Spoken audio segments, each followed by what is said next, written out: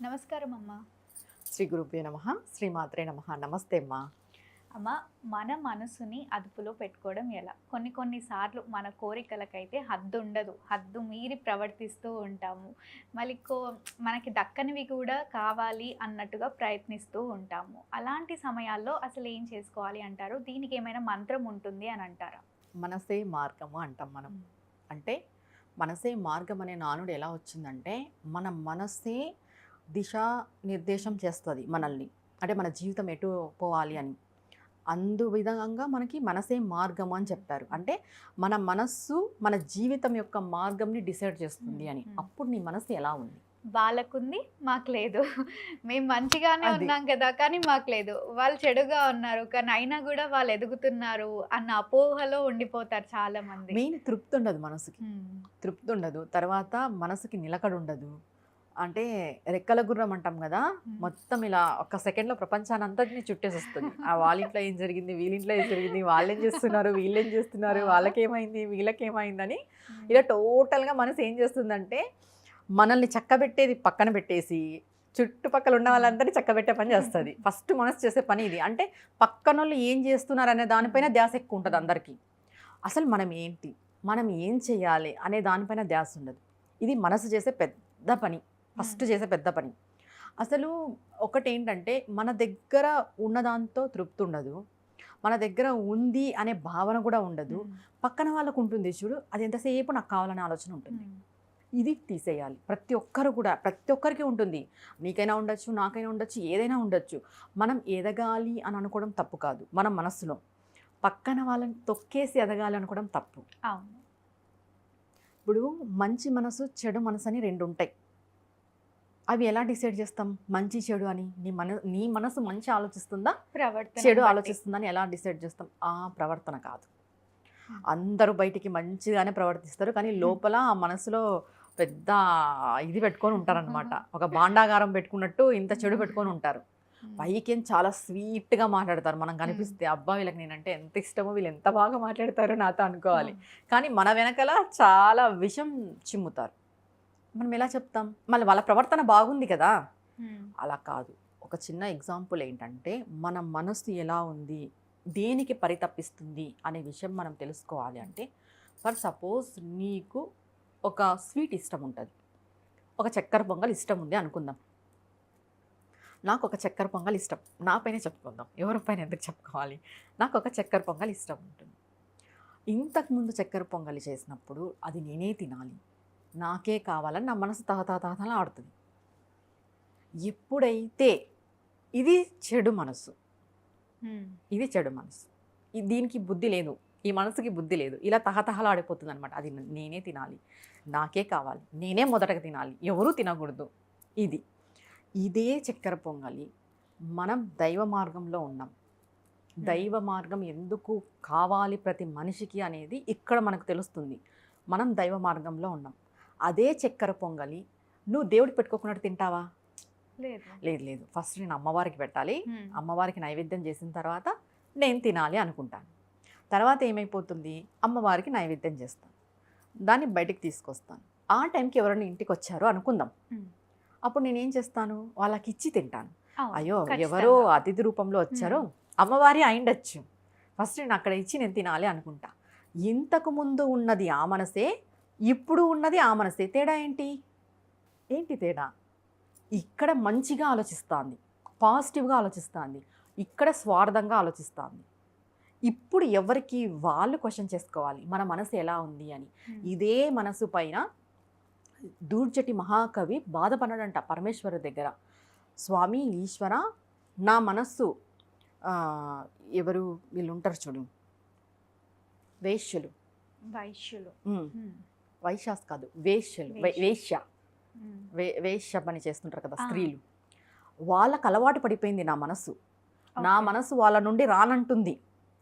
ఎట్లయినా కూడా భక్తి అనే కళ్ళెం నా మనసుకు వేసి నువ్వు లాక్కురానని వాళ్ళ దగ్గర నుండి, నీ పాదాల దగ్గర నేను పడి ఉంటాను అని దూర్జటి శరణాగతి వేడుకున్నాడు పరమేశ్వరుడికి. ఇక్కడ అర్థం ఏమి అంటే ప్రతి ఒక్కరు కూడా, ఎందుకంటే ప్రతి ఒక్కరి మనసు అల్లకల్లోలమే. అవును. ఏదో ఒక టైంలో నెగిటివ్ ఆలోచిస్తుంది, ఏదో ఒక టైంలో చెడుదారిన వెళ్ళాలనుకుంటుంది, ఏదో ఒక టైంలో స్వార్థంగా ఆలోచిస్తుంది, ఏదో ఒక టైంలో పక్కవారిని ముంచాలని కూడా ఆలోచిస్తుంది. అవును. అలాంటప్పుడు మనం ఖచ్చితంగా ఈశ్వరునికి శరణాగతి వేడుకోవాలి. ఏంటి, స్వామి ఎందుకు నా మనసు నీ పైన నిలబడట్లేదు, నా మనసు పరిపరి విధాలుగా ఆలోచిస్తాంది, నా మనస్సుకి నువ్వు కళ్ళాలు వేసి తీసుకొచ్చి నీ పాదాల దగ్గర పెట్టుకో. నా మనసుకి ఎలాంటి నువ్వు పాశం వేయాలి, భక్తి అనే పాశం వేయాలి, మంచితనం అనే పాశం వేయాలి, నేను ఒకరికి చెడు చేయకూడదనే పాశం వేయాలి. ఎప్పుడైతే నీ భక్తి అనే పాశం నాకు వేస్తావో ఆటోమేటిక్గా నేను మంచి మార్గంలో వెళ్ళిపోతాను అవును. అని ప్రతి ఒక్కరూ కూడా మనస్సును నిలబెట్టుకోవడానికి, మనస్సును మంచి ప్రవర్తనలో పెట్టుకోవడానికి ఈశ్వరుణ్ణి శరణాగతి వేడాల్సిందే. ఓకే. నేనైనా నువ్వైనా ఎవరైనా కూడా ఈశ్వరుని దగ్గర పోయి, అంటే అమ్మవారి దగ్గర, నేనైతే అమ్మవారి దగ్గరకు పోయి అన్నీ నాకే తెలుసు, నేను చాలా కరెక్ట్గా ఉన్నాను అని మనం అక్కడ అహంగా ఫీల్ అవ్వకూడదు. డింబాచారం అంటామంట, అలా ఫీల్ అవ్వకూడదు. అమ్మ నాకు ఏం తెలీదు, నేను ఏవైనా తప్పులు చేస్తూ ఉంటే నన్ను సరి చేసుకుంటూ రా, నా మనసు విధాల పోకుండా నన్ను కాపాడుకుంటూ రా, నేను చెడు మార్గంలోకి వెళ్ళుకోకున్నట్టు నన్ను సేవ్ చేసుకుంటూ రా అని ప్రతి నిత్యము ప్రతి ఒక్క సాధకుడు, సాధకురాలు, గృహిణి, గృహస్థుడు, నిత్య పూజ చేసుకునే వాళ్ళు, అనుష్ఠానం చేసేవాళ్ళు దేవుని శరణాగతి వేడాల్సిందే. ప్రతిరోజు కూడా పూజా మందిరంలోకి పోతేనే నేనేదో అంత పెద్ద, నేనేదో ప్రవచనాలు చెప్తాను అనే అహం నాకు ఉండకూడదు. ఇప్పుడు ఒక్కటే చెప్తాను, ఇప్పుడు విఐపి దర్శనాలు అనేవి ఉంటాయి మామూలు దేవాలయాల్లో. సాధారణంగా వెళ్ళాలనే ఆలోచన ఉండాలి. ఒకవేళ దేవుడు కల్పించి నేను విఐపి దర్శనంలో పిలుచుకుంటే ఓకే, అది అది ఇంక్లూడ్, ఎందుకంటే భగవంతుడు ఇచ్చిండేది అది. నీకు భగవంతుడు ఇకపోయినా నేను ఇన్ని ప్రవచనాలు చెప్తాను, నేను ఇంత స్టేజ్కి వచ్చాను, నేను ఎందుకు సాధారణ ప్రజల మధ్యలో వెళ్ళాలి అని ఆలోచన చేయకూడదు. అది అహంతో నిండిన మనసు. భగవంతుడు ఇస్తే ఎల్లు నువ్వు, భగవంతుడు ఇయ్యకపోయినా అలా వెళ్ళడానికి నువ్వు ఆలోచన చేసి అహంగా నువ్వు భావించి నువ్వు ఆగిపోతావు చూడు, అప్పుడు నువ్వు భగవంతుని దగ్గరికి చేరుకోలేవు. అహము అహము అహము మనస్సుని కప్పేసేది మాయ. ఆ మాయలోనే అహం అనేది వస్తుంది, ఆ మాయలోనే కామం అనేది వస్తుంది, ఆ మాయలోనే కోరికలు అనేటివి వస్తాయి, ఆ మాయలోనే విచక్షణ లేకోకున్నట్టు ప్రవర్తించే బుద్ధి వస్తుంది. ఒక్కసారి మాయ అనేది మనసుని కమ్మేసిన తర్వాత ఎదుటి వ్యక్తిని నువ్వు కేర్ చేయవు. ఓకే, ఏదో నేను అంత పెద్ద, ఇవన్నీ వస్తాయన్నమాట. నువ్వు ఎంత పెద్దనా ఏంటచ్చు, ఈశ్వరుని ముందర నువ్వు మైనస్ అసలు. అవును, కానీ మన గురించి మనం ఆలోచించుకున్నప్పుడు కూడా అది సెల్ఫిష్గా మారుతుంది అని అంటారు, నిజమేనా? అంటే మన గురించి మనం ఆలోచించుకున్నప్పుడు కాదు, మన ఆలోచనల్లో మంచి అనేది ఉన్నప్పుడు అది సెల్ఫిష్ కాదు. ఓకే, మనల్ని మనం చక్కబెట్టుకోవడం సెల్ఫిష్ కాదు. మనం మాత్రమే చక్కబడి ఆ చక్కబడడంలో పక్కన వాళ్ళు బలవుతారు చూడు, అది సెల్ఫిష్. మనసుకి కళ్ళాలు వేసి పట్టుకోవాలి అంటారు, ఒక పాశాలు వేసి బిగించాలి. అది దేంతో బిగించాలి? భక్తి అనే పాశం వేసి బిగిస్తే తప్ప నీ జీవితం సక్రమంగా ఉండదు. నీ జీవితంలో నువ్వు బాగుపడాలి అంటే ఖచ్చితంగా శరణాగతి అవసరం. ఓకే, నేను ఇంత అనే దాంట్లో పోకూడదు. ఎంత కాదు, నువ్వు జీరో. నువ్వు ప్రతి ఒక్కరు ఇది తెలుసుకోవాలి. అహము అంటే నేను చెప్పిందే వినాలి, నేను చెప్పిందే జరగాలి, ఇలా ఉంటారు చాలా మంది. అలాంటి వాళ్ళకి మనసు కరెక్ట్గా లేదని మనం డిసైడ్ చేయొచ్చు. అలాంటి వాళ్ళతో మనం వాదించకూడదు. ఎందుకంటే అక్కడ తెలిసిపోతుంది వీళ్ళు మాయకు అమ్మేసి ఉన్నారు, వీళ్ళ మనసుకి మాయ పట్టింది, అది తొలగిపోయినంత వరకు వీళ్ళు ఇలానే ఉంటారు అంతే. మరి ఇంకోటి, మనం వాదించినా కూడా మూర్ఖులతో వాదించినట్టు ఉంటుంది చెప్పాలంటే. ఓకే, సో కొంతమంది కోపంగా బిహేవ్ చేస్తూ ఉంటారు, వాళ్ళు అసలు ఏం చేస్తున్నారో వాళ్ళకే సరిగా అర్థం కాదు. సో అలాంటి వాళ్ళకి మనసు అదుపులో పెట్టుకోవడానికి ఏదైనా మంత్రం తెలియజేయండి. కోపంగా అని కాదు, ఎలాంటి సిచ్యువేషన్లో అయినా కూడా కొంతమంది విచక్షణ లేకపోయినట్టు ప్రవర్తిస్తారు. అంటే కోపం లేకపోయినా కూడా కొంతమంది అన్నెసెసరీగా మాట్లాడడము, ఆ మాటలు కూడా అక్కడ అవసరం ఉండదు, ఏదో మాట్లాడేసేయాలి, ఏదో మా పాత్ర ఉండాలి అక్కడ, మేము కూడా కనిపించాలి అని కొంతమంది ఇలా ప్రయత్నం చేస్తుంటారు. అలా చేసేవాళ్ళు కానీ, కోపంగా ఉండేవాళ్ళు కానీ, మెయిన్ మనసుకి కారణం చంద్రుడు. ఓకే, మనస్కారకుడు చంద్రుడు. మనం చేయాల్సింది ఏంటి? మన మనసు అదుపులో ఉండాలన్నా, మన మనస్సు భక్తి భావంలో ఉండాలన్నా మనం సాక్షాత్తుగా శరణాగతి వేడి అమ్మవారినో అయ్యవారినో పట్టుకోవాలి. పట్టుకున్న తర్వాత ఆటోమేటిక్గా మన మనసు మంచి మార్గంలో నడుస్తుంది. ఇంకొకటి, ఈ అమ్మవారిని అయ్యవారిని శరణాగతి వేడే శక్తి మాకు లేదు. శరణాగతి ఎలా వేడాలో తెలీదు. సరెండర్ ఎలా కావాలో మాకు తెలీదు. మాకు ఏవైనా రెమెడీస్ చెప్పండి, మేము రెమెడీస్ చేసుకుంటాం, అంతవరకే మా స్థాయి ఉంది, మేము అంతనే చేసుకోగలమని కొంతమంది ఉంటారు. ఆ శరణాగతి కోరుకోవడం కూడా తెలీదు చాలా వరకు. అంటే ఇప్పుడు ఎలా కోరుకోవాలి అంటే ఇంకా పూర్తిగా ఏం జరిగినా భగవంతుడు అనే భావనలో ఉండాలి. అలా ఉండరు కొంతమంది. మంచి జరిగితే భగవంతుడు మంచి చేశాడని, చెడు జరిగితే భగవంతుడి వల్లే చెడు జరిగిందని, మేమేదో ఈశ్వరుని పట్టుకుంటే మాకు కష్టాలు ఎక్కువ వచ్చినాయి. ఇదంతా పికల్ మైండ్ అంటారు దీన్ని శరణాగతి వేడడం అన్నారు.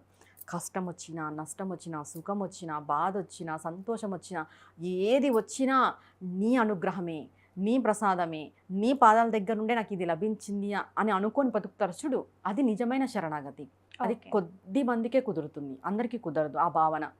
అలాంటి వాళ్ళు ఏం చేయాలి అంటే, మనస్కారకుడు చంద్రుడు, ఒక 16 సోమవారాలు 2.5 కేజీ బియ్యము, ఒక పాల ప్యాకెట్ లేదా లీటర్ పాలు, తర్వాత వెండి కొంచెం, మనకి వెండి నాగపడగలు దొరుకుతాయి షాప్స్లో, అవి 2 తెచ్చి దానిలో పెట్టి దక్షిణ సమేతంగా అయ్యగార్లకు ఇవ్వాలి 16 సోమవారాలు. ఇంకొకటి ఏంటి అని అంటే, మనకి లలిత సహస్రనామాలలో ఒక శ్లోకం ఉంది, ఒకటి నామం ఉంది. ఏంటి అంటే, మనోరూపేక్షు కోదండాయై నమః అంటే అమ్మవారు కోదండం పట్టుకొని ఉంటుందన్నమాట.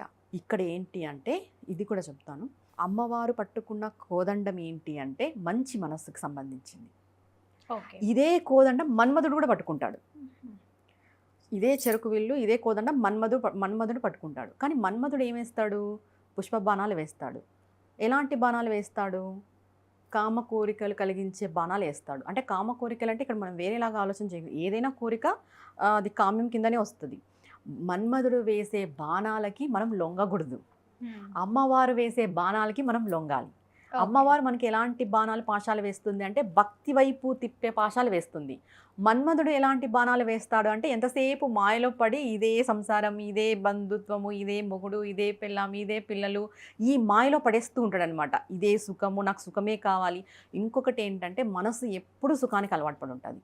కొంచెం కష్టం వచ్చినా తట్టుకోలేదు, ఎంతసేపు సుఖం కావాలి. ఎండలో వెళ్ళలేము, ఎండలో నడవలేము, ఎక్కువసేపు నిలబడలేము, కూర్చోవాలనిపిస్తుంది, మనకి చల్లదనం కావాలనిపిస్తుంది. ఏదైనా టెంపుల్కి పోయినా అబ్బా ఎంతసేపు నడవాలన్నా క్యూలో అలా అనిపిస్తుంది. ఎక్కడికైనా పోవాలి అంటే ఎంత ఆలోచిస్తాం, అక్కడికి వెళ్ళాలి అంటే ఇప్పుడు ఇంత ఎండ ఉంది, ఇంత ఎండలో పోవాలంటే ఇంత వేడి, నేను భరించగల. మనసు ఎప్పుడు సుఖాన్నే కోరుతుంది, సుఖానికి అలవాటు పడిపోయి ఉంటుంది మనసు. మనసు ఎప్పుడు బాధని, కష్టాన్ని కోరుకోదు. ఈ బాధ వచ్చినప్పుడు, కష్టం వచ్చినప్పుడు ఈ మనస్సు తట్టుకొని నిలబడే శక్తి అమ్మవారి యొక్క బాణం మనకిస్తుంది. ఈ మన్మధుడి బాణం ఏమంటే మాయలోకి పడేస్తుంది. మనం మన్మధుడి యొక్క బాణం అంటే పుష్ప బాణాలకి గురి కావద్దు. అమ్మవారి యొక్క బాణానికి, అమ్మవారి యొక్క పుష్ప బాణాలకి మనం సరెండర్ కావాలి. అలా సరెండర్ కావాలి అంటే మన మనస్సు స్థిమితంగా, నిలకడగా, ప్రశాంతంగా బాగుండాలి అంటే, మన మానసిక పరిస్థితి కూడా మెరుగుపడాలి అంటే మనోరూపేక్ష కోదండాయై నమః అనే నామాన్ని నిత్యము 108 సార్లు చేసుకుంటే ఆటోమేటిక్గా మనస్సు అనేది స్థిమితంగా ఉంటుంది, ప్రశాంతంగా ఉంటుంది, కోపము తగ్గుతుంది, నిలకడగా ఉంటుంది, మానసికంగా ఏమైనా సమస్యలు ఉన్నా కూడా తొలగిపోతాయి. ఈ మధ్యకాలంలో చిన్న చిన్న పిల్లలకు కూడా కోపాలు వచ్చేస్తున్నాయి. అలాంటి వాళ్ళు ఇది చేసుకోవాలి, మనోరూపేక్ష కోదండాయై నమః. ఈ నామం ఖచ్చితంగా అందరు చేసుకోవాలి. ఓకే, తప్పకుండా అమ్మ. మన మనసు స్థిరంగా ఉండడానికి చక్కటి రెమెడీ మన ప్రేక్షకుల కోసం తెలియజేసినందుకు ధన్యవాదాలు. నమస్తే అమ్మా.